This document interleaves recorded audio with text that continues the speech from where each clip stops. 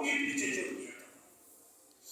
یہ قرآن کریم کا بنیادی اور پہلا مقصد جو قرآن کریم کہتا ہے کہ قرآن کریم کا سب سے پہلا حق میں ایمان والوں پر ہے کہ قرآن کریم کی تلاوت کی جائے.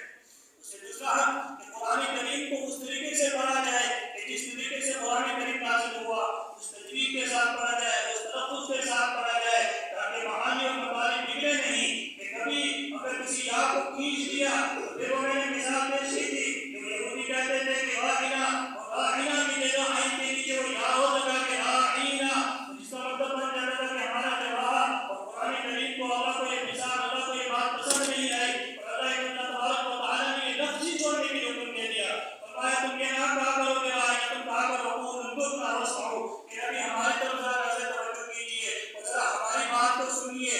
اس طرح وہ لفظ چینج کر دو. اور اگر ایمان والا اور قرآن پڑھنے والا اس طریقے سے قرآن پڑھے گا کہ جہاں سے ہے تو اس کو زیادہ لمبا کھینچا اور اس کے معانی اور